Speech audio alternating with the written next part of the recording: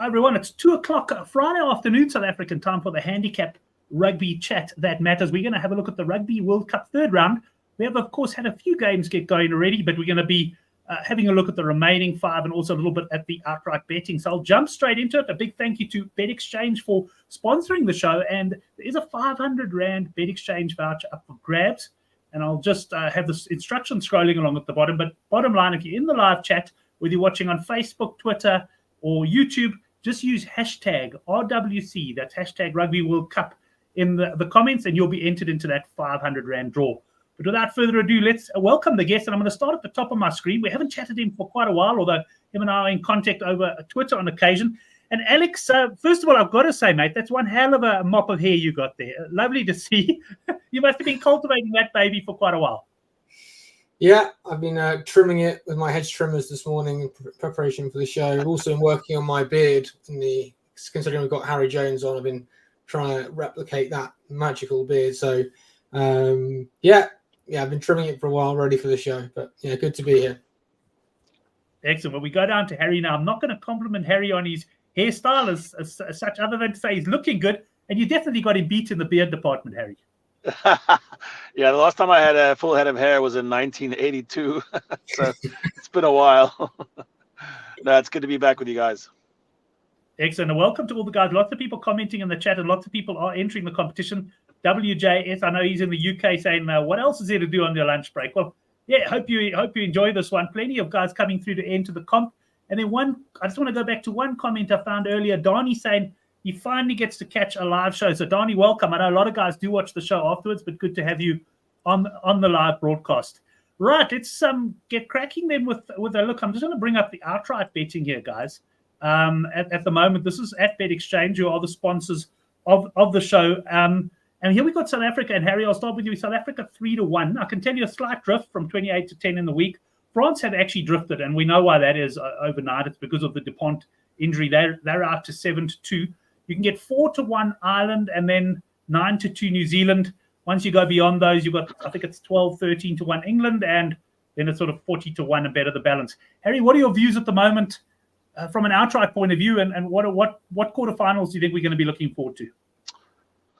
I mean, going into the tournament, I said it would be it would be old school. The guys who were always good would be good again.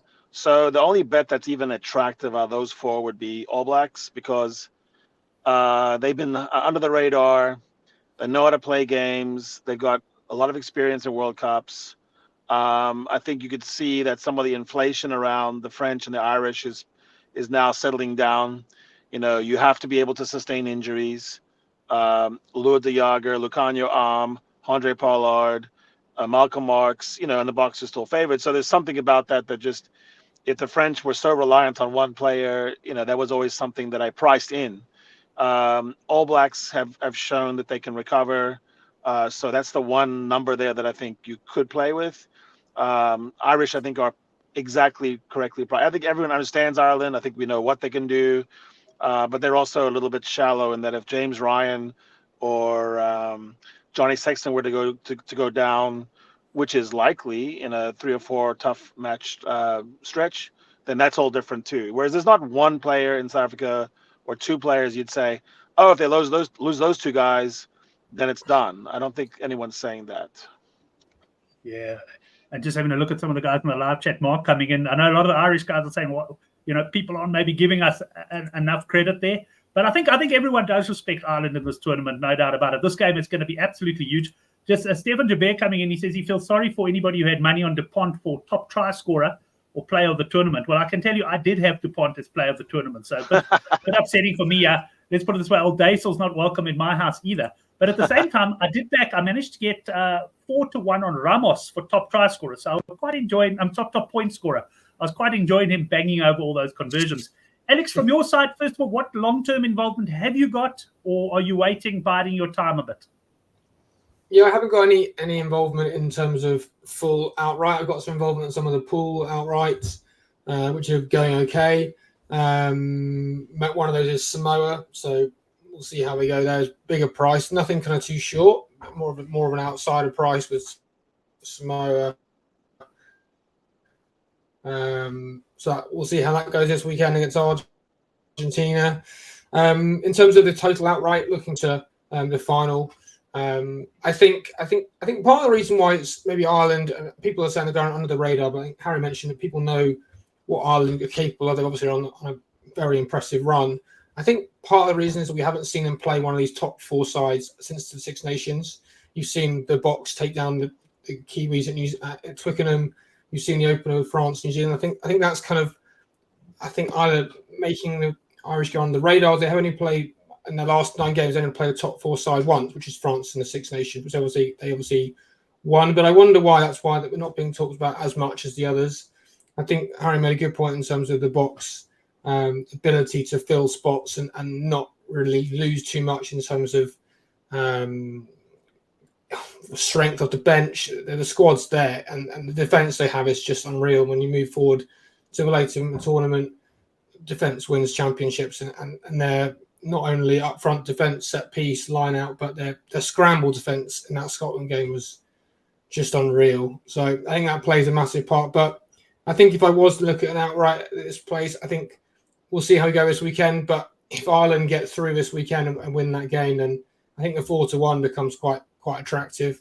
So you either go a little bit early and they might pinch it, or I think it'll stretch out if they don't win, which we can get into a bit more in that game. But I probably look at Ireland overall, maybe on a slight play, but no real kind of main interest for outright for me for now. Yeah, and I've got a feeling if Ireland win this game, they'll actually go. I mean, even though both sides are probably going to go through the quarters, I think they'll pretty much jump to favourite there. Let's stick with you, Alex. We're going to go into the first game. Sorry, my throat's a little bit dry. Argentina minus 12.5 against Samoa. This is exactly where I handicapped the game on the Good for the Game forum. It opened at 14.5, so there's definitely been some money for the Samoa. It seems to have stabilised now at 12.5, and we've got 49.5 points. And before I bring you in, just to mention, what I'm quoting here is the Bet Exchange price boosts. So this is mainly for South African punters, of course. You can get up to 5,000 Rand at even money on the points line and also the handicap, which is a really great offer. After that, once you've done the 5,000, you go into the normal 9 to 10 or whatever. So that is on Bet Exchange's website. So bearing in mind, so some of you guys watching can get the evens there. Alex, what do you think of this? You mentioned Samoa earlier. Are you one of the guys who's forced the plus 14.5 down to the plus 12.5? Yes, is the answer to that question. I have some plus 14.5, which I took earlier in the week. It's still around 13.5 in the UK, so obviously it's a little bit shorter in SA. I have some outright money on Samoa to qualify and some outrageous odds for them to win the group, which is very unlikely now, but could happen. Their squad is really impressive, and I follow them quite closely across the Pacific Cup against Fiji and Tonga and Japan, which they did really well and obviously beat Japan over there. And their ability up front has really strengthened with some of their with players like McFarlane, Luatua, Fritz Lee, Tuafua, Chris Bowie. It's a really strong back five in the scrum. Some unreal ball carriers, and the biggest thing for them is having a game manager now and two really in Christian Leolofano and Lima Sopawanga, who's not playing this game, but Christian will run the show at 10. They also got Ben Lam, who's playing. I think his first proper Test match. I think he played a little bit in a French Barbars game and got injured, but he's on the wing for Samoa. So you've got a big ball carrying winger who will really threaten that wide. He's obviously very experienced playing in France for a number of years now. So the squad's really strong, and the bench is getting deeper as well. You've got Danny Tuala, Siu to come off the bench, who played last week. Michael Alatoa, former All Black, Charlie Faumuina. The squad is really strong now. And so I do like Samoa. I think obviously Argie's had a tough game against England and just could not get into it. And George Ford's the right boot just kept pushing the pressure onto them, and they just didn't really know what to do. And it kind of showed everything when the Argies attempted a drop goal, thinking, well, we'll give us a go, but we've got nothing else really to try and offer here. So they obviously they have no option but to throw everything at this, and it's going to be a tight game. And because of that, I think it's going to get really tight. And I think it's going to become a similar kicking duel. You'll see Christian Leofano push them back and back, and I just don't see Argentina running away with this. I think they might sneak out a win here, but I think they're going to have to work very, very hard for it. It's obviously an afternoon game in Cincinnati, and the weather looks okay. So it's not going to be as greasy as it has been recently in France. The weather's cooled down. It has in the UK as well. So the conditions will be better this weekend. I also don't think I think the points line probably is about right, but I think that it's going to be a tighter game. I think 12-13 is still a little bit too big. I think this is probably going to be more like an 8-10 game. So I think Samoa can keep this tighter, and so I like the plus here. Right, Alex is on the plus. I can tell you, I did the preview for good for the game this morning, and I went for the unders here in the end. I was actually leaning slightly Argentina, but Harry, there was something about that last Argentinian performance that it's hard to get it out of your mind, you know. So much was expected of them coming into the World Cup, and then I don't know if they just never got into that game against England. I don't know if they were expecting England not to be as good, or if they just seem rattled. What do you make of this game? Is this handicap well set? No, I think Samoa's got a really decent chance of actually turning over Argentina. I think Argentina has enough kicking to end up winning it by 6, 7, 8. I don't see it blowing out. I think the total points actually is also one of my more confident lines. If you want to put some euros or dollars or rand on something, that's a good one. I think the score is more likely to be something like 23-20 or 17-21 ish. Samoa actually, for the first time in their history, had a proper lead up to the World Cup. I know that because I was involved in it behind the scenes, and we always bash World Rugby, but World Rugby did something good this time. They funded Fiji, Samoa, and Tonga on the front end, and were able to extend credit. So they actually had training facilities, proper chef, proper nutrition, proper sleeping arrangements. I mean, there's been times when they were sleeping kind of rough. So we're looking at what that does for some of the game's best athletes.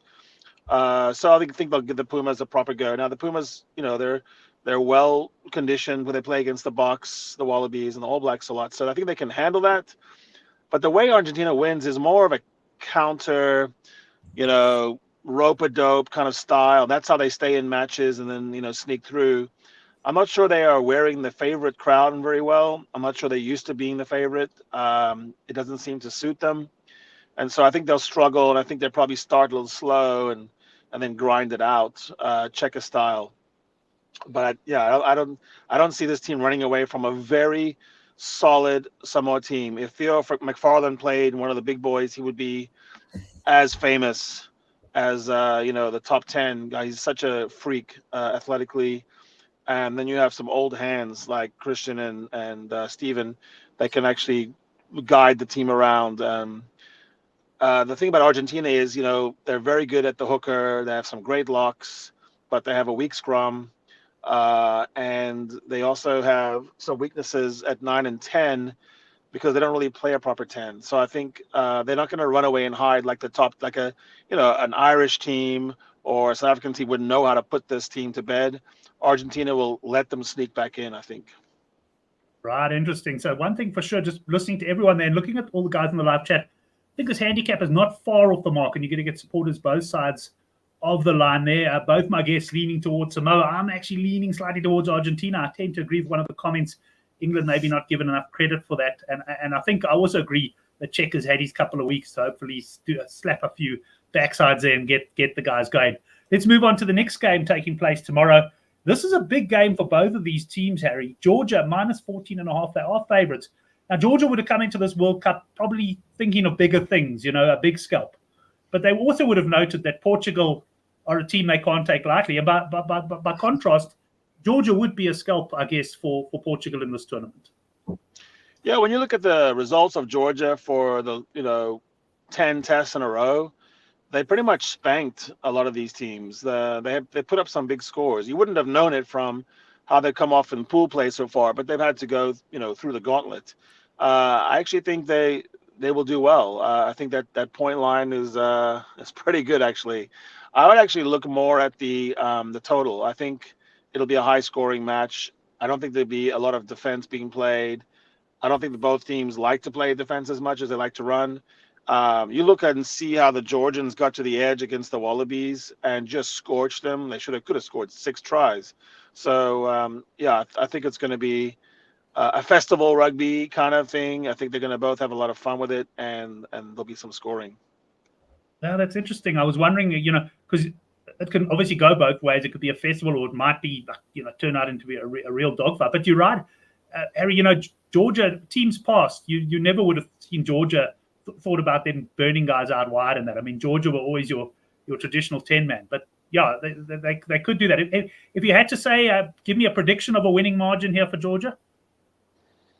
15. I love to put people on the spot. Right, let's go to Alex on this one. Alex, I must say, just carrying on from what Harry said now, I was really impressed by Portugal in their game against Wales. In fact, for me, the one thing that Portugal lack is sort of a good kicking game. And they played so much rugby, and they played so much rugby in their own half. I actually got the feeling if they had more of a kicking game, they would be a bigger factor. But I guess that it is what it is. We should see some entertaining rugby. Is this a game you're getting particularly involved in from a betting point of view? Yeah, it will be actually. I love that Portugal game against Wales, and I was in that game.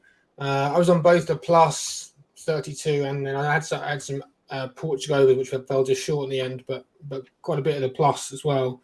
I ended up taking some Portugal win as well.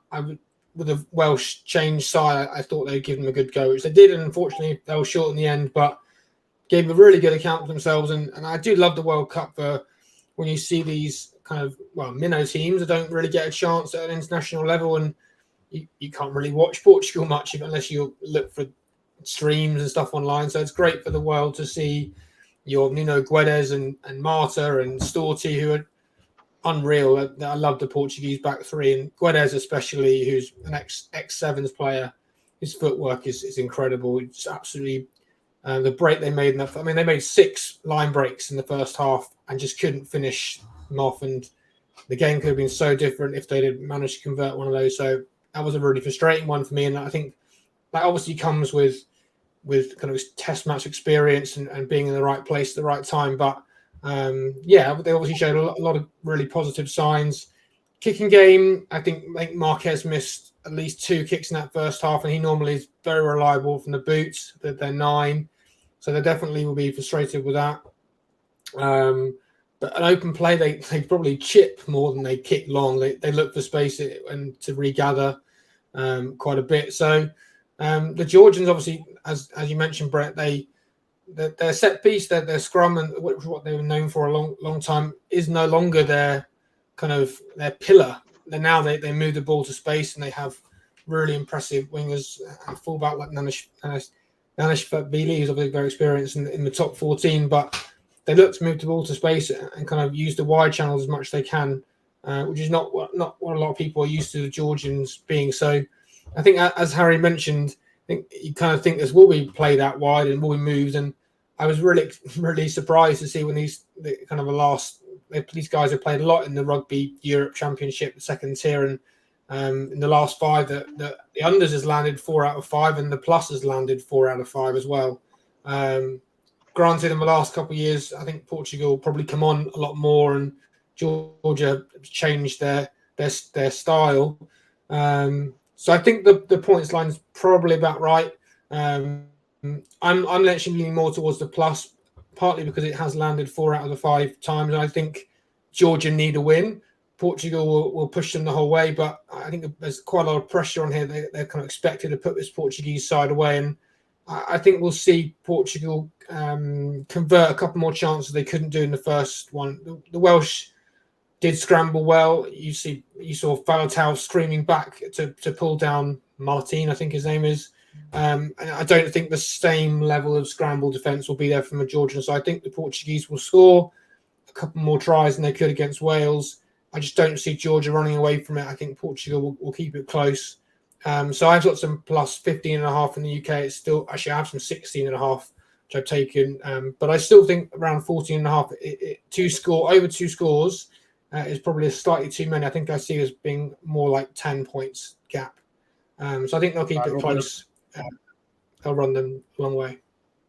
looking at the price. I must say, this is a game I'm looking forward to watching. I'm really undecided at the moment from a betting perspective exactly what I'm going to do.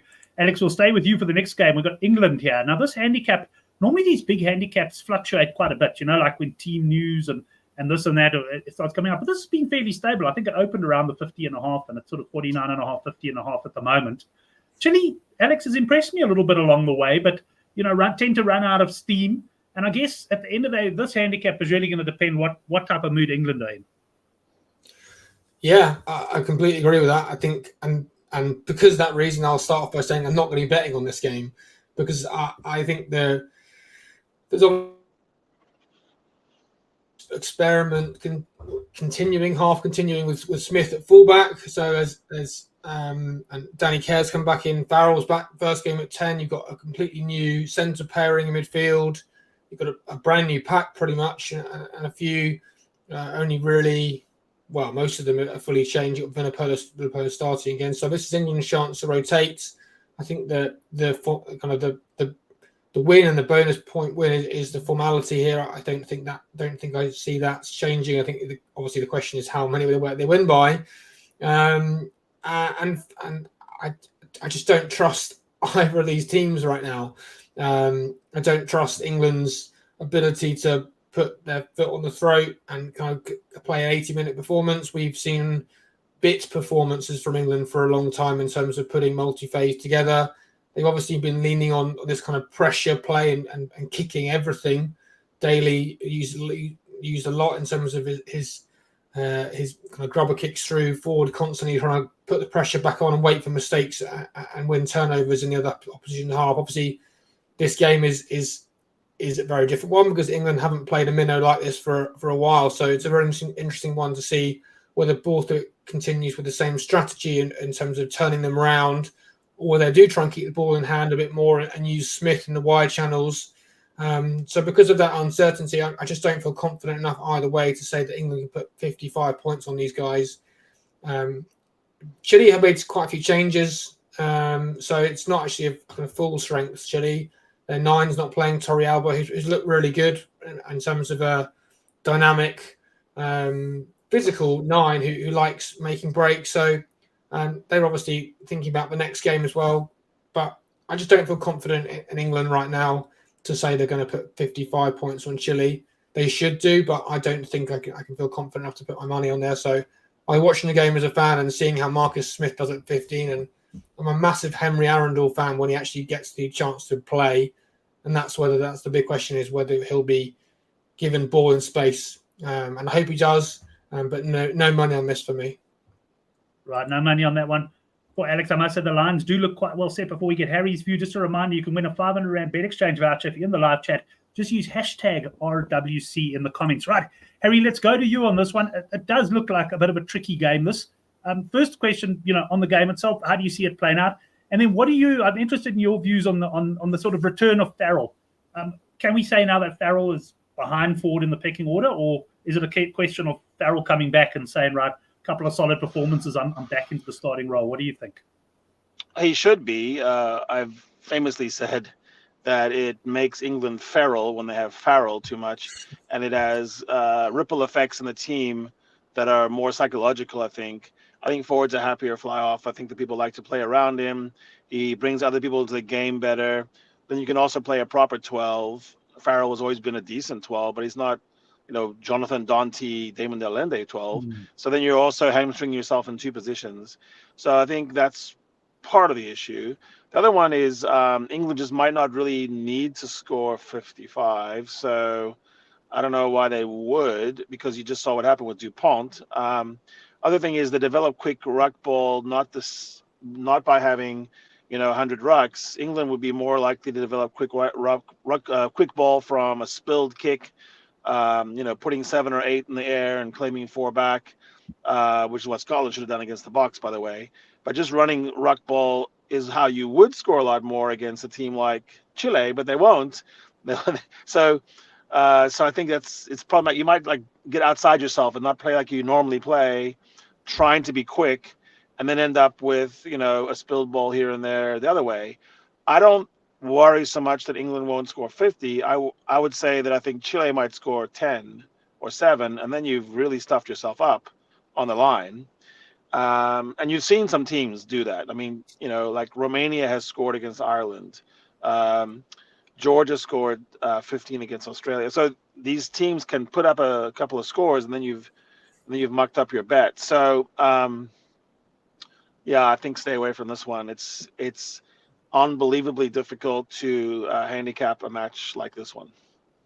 Yeah, I must say it is a tough one. I'll just bring up Stefan Jabert's comment again, and it kind of goes in line with what you're saying here as well. He says chilly overs.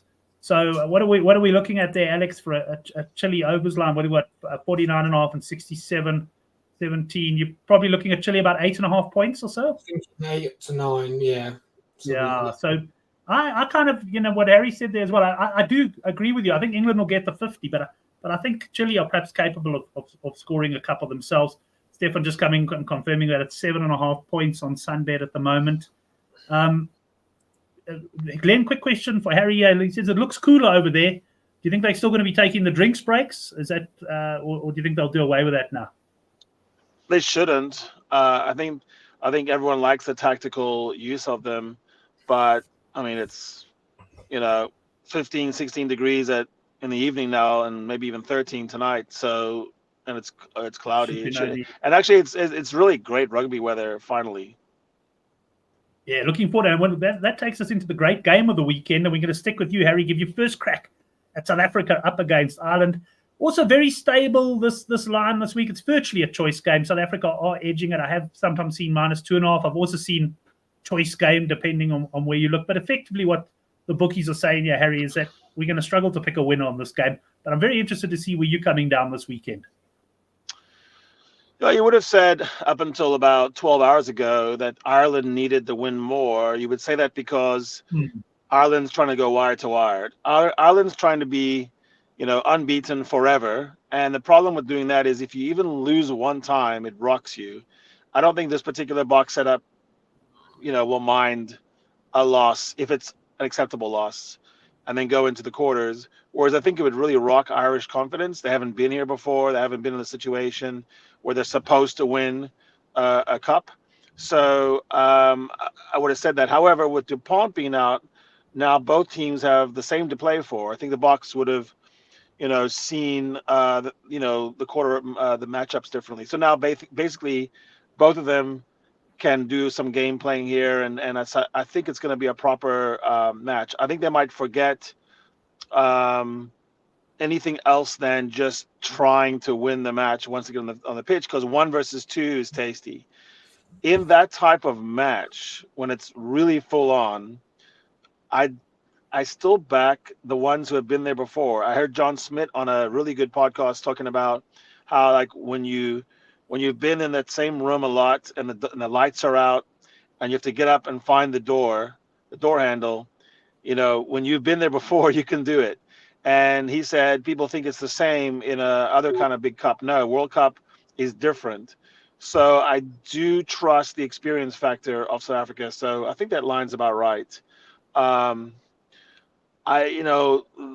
I would say is the condition on this is the goal kicking. So the Springboks are still trying to go into this, until Pollard comes back in with a lot of mystical, we've got Faf, we've got Willemse, we've got, if Marty Limbach misses the first few. So that's the big question mark. But I still would say the Boks should win this. I think they have a lot of people that have played 2 cups and some that have played 3 cups and have won, about 50 knockout matches as an aggregate.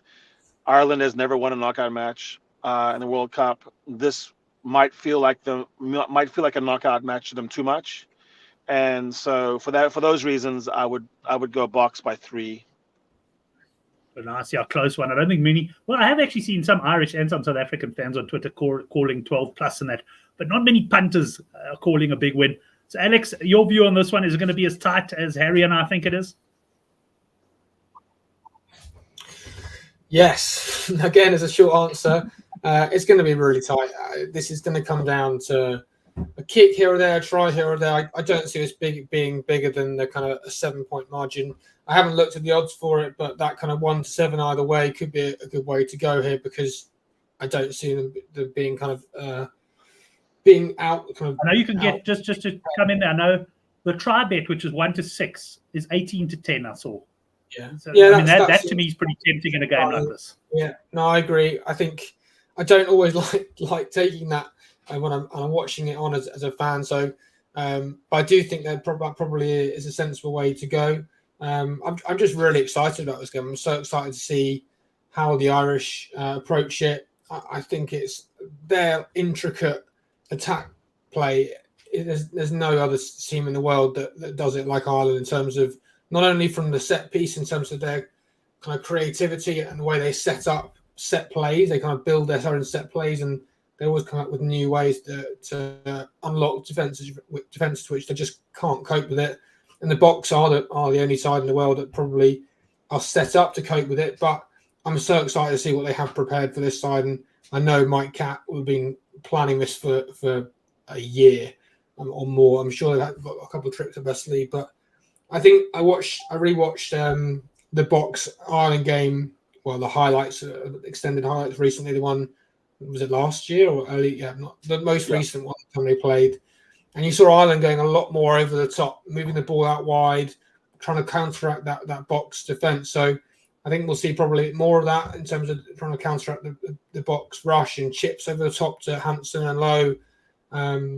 With Sexton back and having 2 games to brush off cobwebs, even though he probably doesn't need to. It's Johnny Sexton we're talking about here.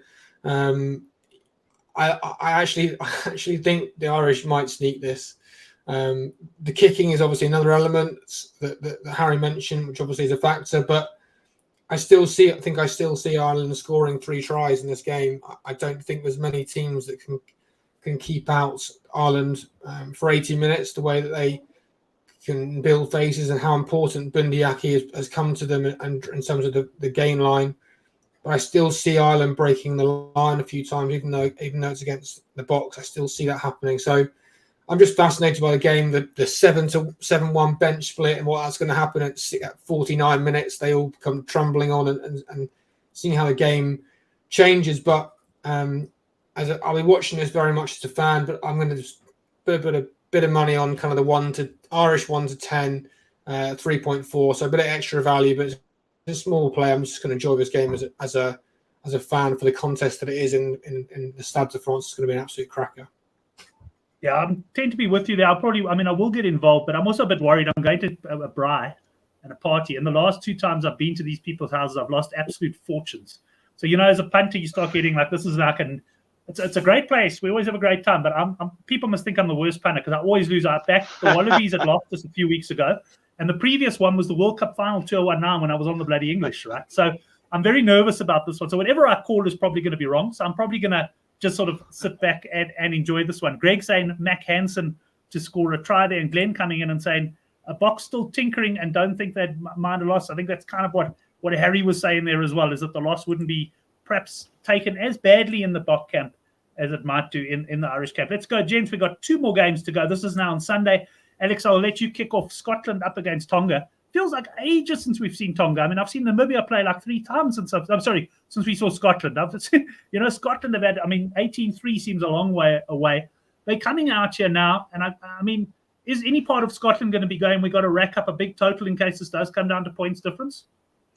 Yeah, I think so. I think the fact that this game is the day after the other one is a big factor here, because if Ireland win this game, then we could be, and if Scots then win against Tonga, we could be a scenario where Scotland has a chance to win that last game against Ireland and bring all the games level to one loss each. So which could be really interesting. So yeah, points difference definitely is going to be a factor here. Even more so, I think, if Ireland win on Saturday. There's no Tonga team out yet, so I haven't seen it unless it's been come out since the show started. But the Scots have gone full strength, as you'd expect. They have no real chance to rest players now. They've got to go full whack. Only scoring 3 points in that first game, and I mentioned earlier on the scramble defence from the Boks. They just couldn't. If they did break a line, they just couldn't find the second pass because there was a Springbok chopping them down. So they're they'll be very, very up for this. They really want to put on a good showing, and Finn will want to pull the strings. They've made a couple of changes out wide. Hugh Jones is come off the bench, and Harris will play 13. He's a very solid 13, and staying on for Graham. But those two will come on late on.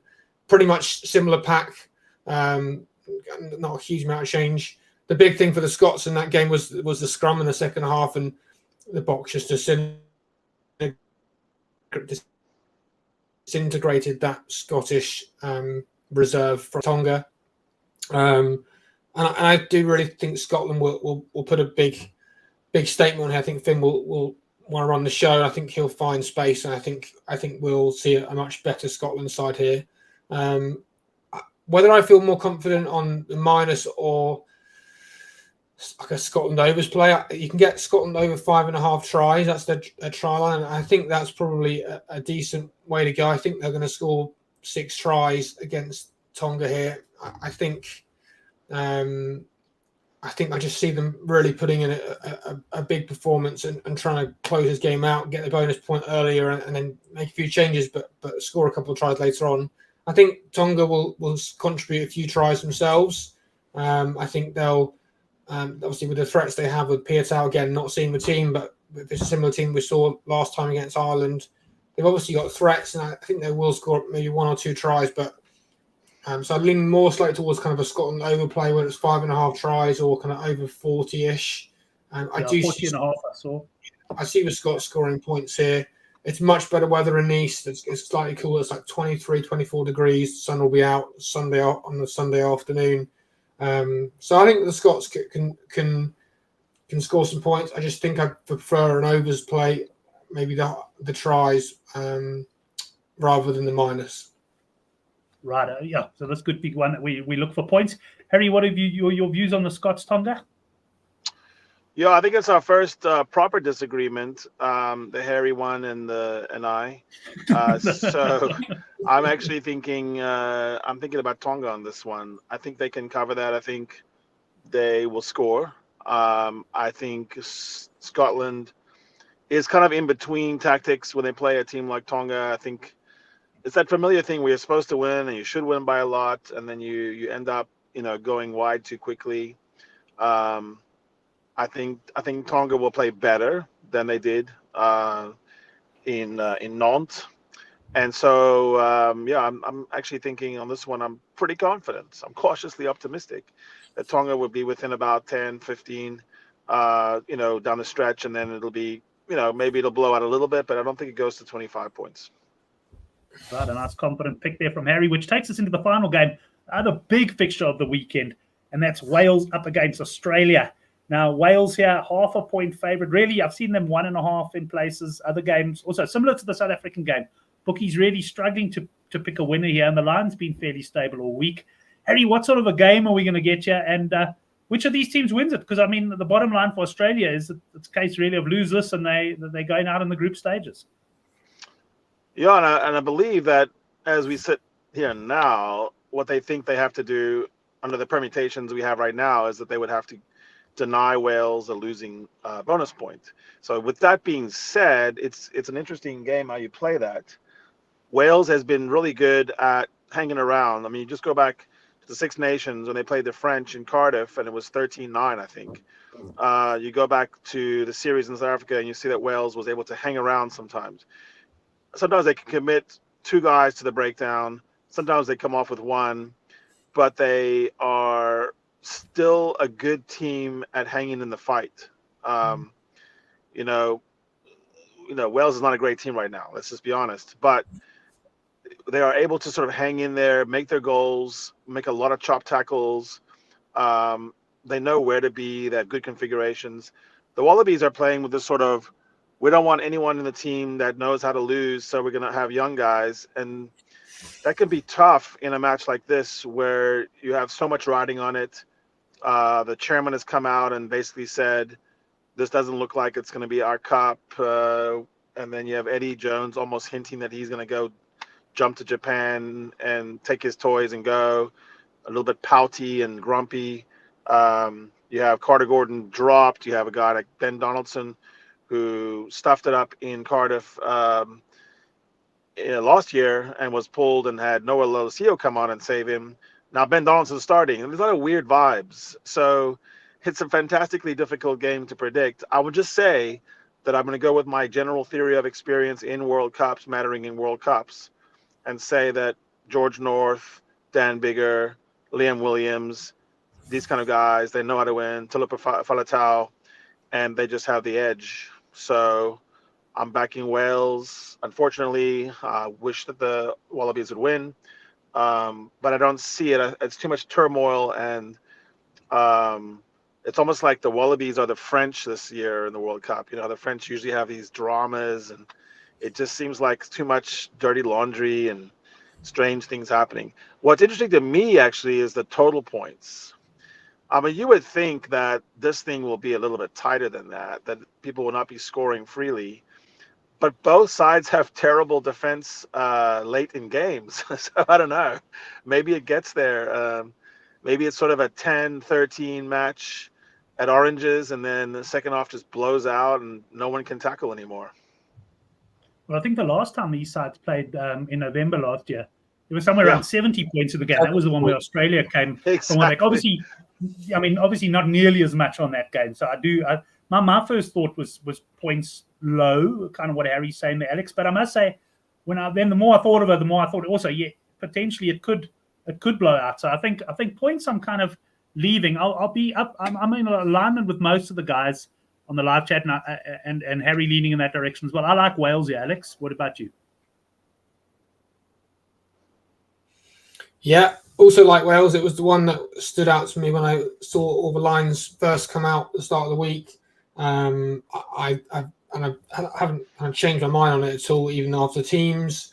Obviously, kind of as the week progressed, there was kind of news that obviously, and you kind of suspected it with Gordon being pulled at 50 minutes last week, that Donaldson's kind of been given the keys and overtaken Eddie's kind of rookie choice of Gordon.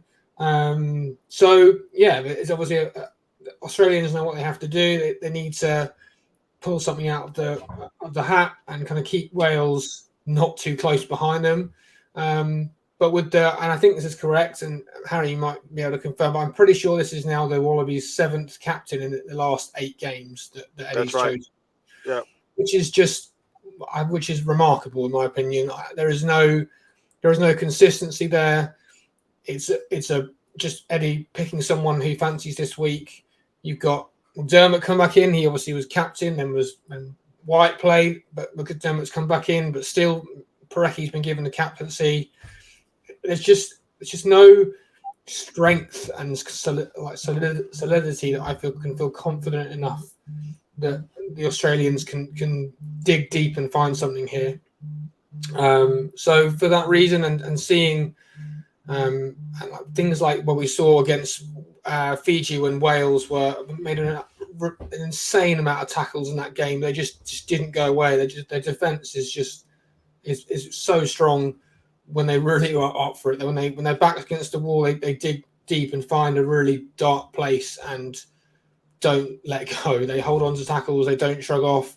And you've got Dan Bigger screaming at George North, and that's the kind of game management that you want in not a knockout, but we're kind of getting to a stage where this is becoming a knockout game. If Wales win this and keep a distance from Australia, then this group's basically is done, and Australia are really in a dark hole with not much room to get out and no ladder to get out. So because of that reason, the game managers that Harry also mentioned, and Nick Tompkins is just one of those guys who goes under the radar so much, but I absolutely love Nick Tompkins and games like this. He just trucks up every time, doesn't moan about it. He finds holes, and he's so reliable in these kind of games. So I really like Wales here, and Jack Morgan's another reason I also like Wales. He's just an incredible young player who's got a big future, and he'll find turnovers, and Wales just won't go away. And I think they'll sneak a win here, probably in kind of the 5 to 6 mark region. So yeah, I like Wales here. Wales on the board for me. Excellent. Some discussion in the live chat there about the fact that some of the UK bookies not offering the 1 to 12 option, and then Daniel saying they prefer the 1 to 7s and the 8 to 15s. And yeah, that's a good point. At the end of the day, there's more money in those bets.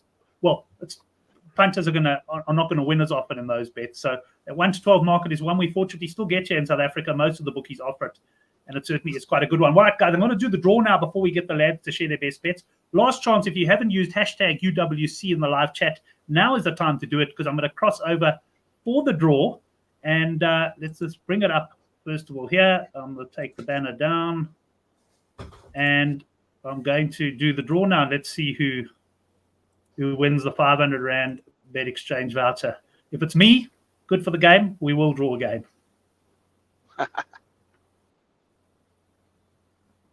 Kevin Turner. Well done, Kevin Turner. Kevin's been a regular on Good for the Game for many years. So great to see you win there, Kevin. Email me, Brent at Good for the Prize. I hope I didn't drop there. Let's have a look. Dropping, I'm still here. Gents, that brings us to the end of the show. Great chat, great analysis. As one of our final commenters said when he entered the competition, it's been a great chat. I can see my Wi-Fi giving me trouble as we speak. I see it's dropping down. So let's finish off with best bets. And Alex, I'll start with you. What's your best fancy for the weekend? It's Wales. Wales is my best bet of the weekend. I see them winning the game against the Australians. And then I also like the Samoan plus as well. So those are my two main ones. But Wales is my main play. Wales and Samoa. And Harry, what are your biggest fancies on the weekend? I'm really sorry, guys, but it's Wales and Samoa. But I decided that before he said it. I promise. Yes, we could definitely believe you on that one. I mean, I think the only one. Look, I also like Wales, so I guess that's certainly rubber stamp from me. Samoa, I'm not as sure. And I'll have a look now. I'm also doing individual videos for quite a few of the games. And last night got over 10.5 tries nice there in that one. So I'll come out with a few individual videos as well. The Good for the Game previews, get the rest of them up. But I do like, in tonight's game, I do like the unders a bit. I think it was under 49.5 points. I quite like that. But my best bet will be coming out tomorrow morning in the Good for the Game newsletter. There's a link down to that just below. Thanks, everyone. Thanks to Harry. Thanks to Alex. And thanks to all of you in the live chat, of course. Always makes the show. And we'll see you next week. Just watch out exactly what time it'll be, but it'll be sometime on Friday next week. Have a good one.